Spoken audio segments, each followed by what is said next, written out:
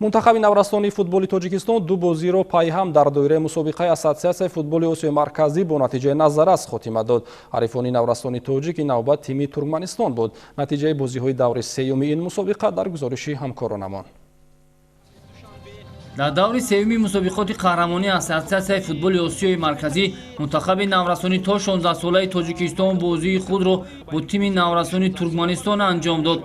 бозии мазкур дар варзишгоҳи марказии шаҳри Душанбе сурат гирифта бо ҳисоби 3-0 ба фоидаи шогирдони Аҳлиддин Турдиев ба поён расид. қисмати аввали дидор бидуни задани гол ба поён расид. Дар димаи дуюми рақобат ба футболбозони навраси тоҷик имкон даст дод ки ҳисобро кушоянд. Суннатулло Азизов дар дақиқаи 58 ба задани гол даст ёфту соҳибони майдон бартариро ба даст гирифтанд.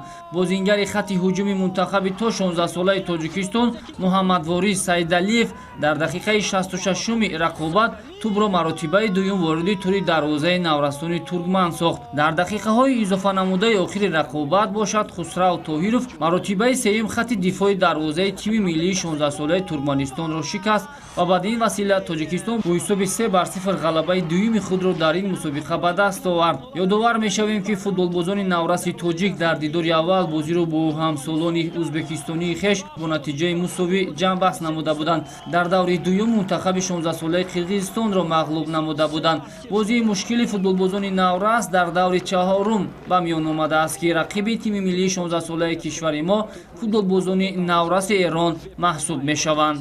ҳамакнун бо 2 ғалаба ва 1 мусовӣ бо касби 7 имтиёз феълан мунтахаби 16 солаи Тоҷикистон дар зинаи аввали ҷадвали умумии мусобиқот мавқеъ гирифтааст.